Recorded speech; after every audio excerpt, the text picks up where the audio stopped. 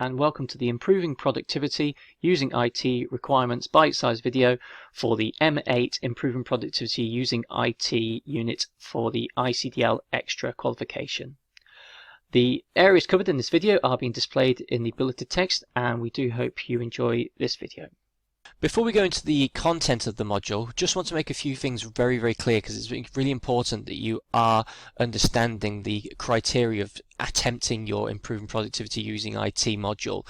What you must do before you start this module is complete your word processing, spreadsheets and presentations module. You must pass these before you actually have access to the improving productivity using IT test. So if you're at a point where you have not pass, say for instance, just your Word or any of the modules, ensure that you go back, cover the module's contents, attempt the test, fingers crossed pass, and then once you've completed and passed all three, you'll have access to your improving productivity using IT module and your test as well.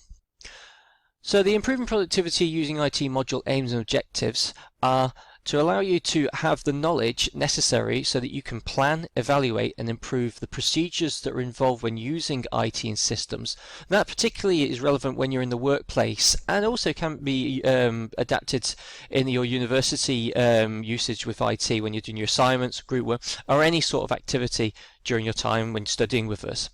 But after completing this module, you should be able to select IT tools and techniques to complete a given task, so you know the correct IT tool, software or hardware, and the techniques that are required to complete an expected task. You will also understand the expectations and requirements that must be met by the task solution. So you're given a criteria of what is required, what the resulting expectation would be, and how you're going to hit that by meeting that solution. You're going to understand what is required by the task and the best ways to achieve it. So there could be different techniques and of ways around it using the IT tools and systems. You're going to also, once everything's been completed, you're going to evaluate the outcome of the task, but you're going to also assess whether there's any strengths and any weaknesses of the solution that you use to get to your endpoint. And then once that's been done, you can identify improvements relevant to future work. So that's going by experience of using something, and the next time you have a task of a similar nature, you can implement what you've learned from the previous work that you've done, so that it's done better in future tasks or assignments or work that you need to do. And then finally, you're going to consider and apply any of these techniques in the future of when learning and how to use the specific software applications. So this is coming back to the previous bullet, but it's also adapting what you've learned into the specific software. So there may be a different way around a software that you use for a task that may get a task done a lot quicker as well. It's really important though to go and explain the test that you're going to be taking. Now, even though we're going to be doing the learning, it's once you have an awareness of what you're going into, it gives you a bit more of a clearer picture of what to expect. So the improving productivity using IT test actually consists of two parts this time. So the previous modules you had for your Word, Excel and your PowerPoint, you had a set of questions relevant to the application. This time what you'll be given is you'll be given a scenario, and you'll use only one of the applications. So it'll either be Word, Excel or PowerPoint to create a Word document. It could be a spreadsheet or a PowerPoint presentation according to the scenario instructions that you're given. It's really important to make it clear just now that you will not use all three applications. You will use only one of the three, and each person will have it randomly chosen for them. There's no system that will point, or we can decide. The system randomly chooses which one you'll get. So once you first open up your test, you'll be aware of what you get by this description that they're explaining there. So once you open up your iPut diagnostic and your test as well, the first part you're going to see is the performance part of the test, and the first question will present you with the scenario. So that's the instructions of what your task in the test is going to be, and it's up to you at the start point to choose what is the most suitable application for the job. So if it's describing that you need to create, for instance, a letter that's going out to a lot of applicants, you would highly likely choose choose Word. If it was to create a a table of facts and figures and calculations and some charts, etc., that show the information a bit more clearer in graphical essence, you would use Excel. Or if it's information that's to be presented to a large audience in a simplified way, you'll be looking at PowerPoint as well.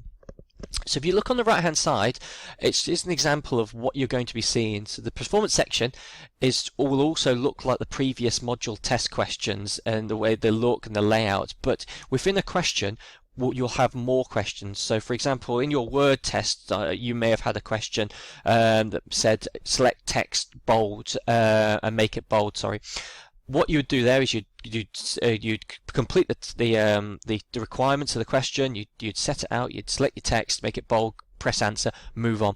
In your iPad, though, there will be a question, but there will be more questions in the question. So you'll see here, this could be, for example, question 3 or 4 in your iPad test, and it'll also have change the width to the table 5.5 centimeters. So you do that, then you do make the text in the first row of the table bold and fill the background of all the cells to a color of your choice.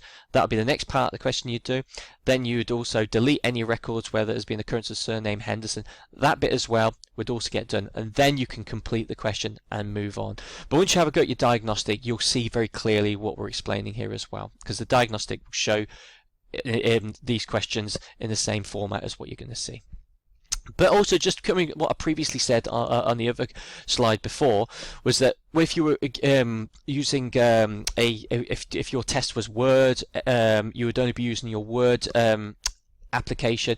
Same with Excel or PowerPoint. But just be aware that there may be an odd question that might ask you to use another application to complete it. So if it's asking you to cut a chart from a Excel file and bring it into PowerPoint, or for instance, if taking data from Excel and pasting it into a Word document, just be aware that you may be asked to do that as well. So there is no harm in you using those applications in your test as well, but just be keenly aware is that the assignment's purpose for what the application is needing. So if it's a letter, you're predominantly going to be using Word.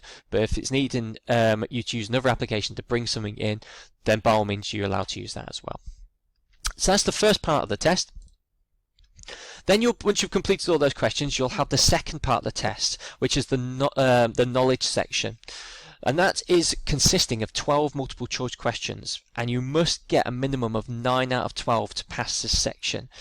What you'll see though in the questions is that they will relate to the application that you've used in the performance part of the test. So it may ask you, for instance, what did you use in Word to complete the tasks? It's that sort of nature. But it'll also ask you about questions relating to specifically improving productivity.